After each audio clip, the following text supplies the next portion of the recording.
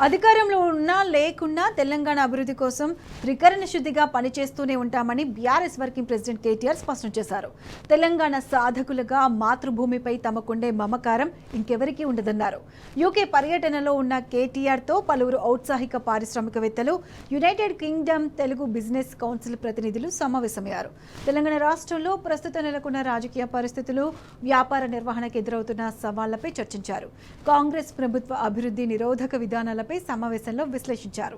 BRS పాలనతో ప్రపంచ ప్రఖ్యాతిగాంచిన ఎన్నో సంస్థలు తెలంగాణలో పెట్టుబడులు పెట్టిన సంగతిని కేటీఆర్ గుర్తు చేశారు. యాపిల్, గూగుల్, మైక్రోసాఫ్ట్, అడోబ్ వంటి కార్పొరేట్ దిగ్గజాలకు తెలంగాణ నయా చిరునామాగా మారిందన్నారు.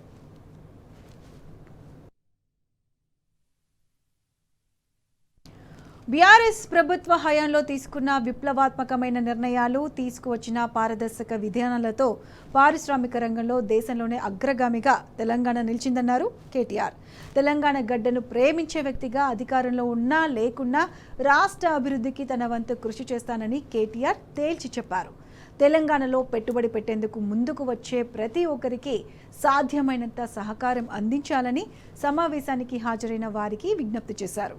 తెలంగాణ ప్రగతికి బ్రాండ్ అంబాసిడర్లుగా పనిచేయాలన్నారు కేటీఆర్.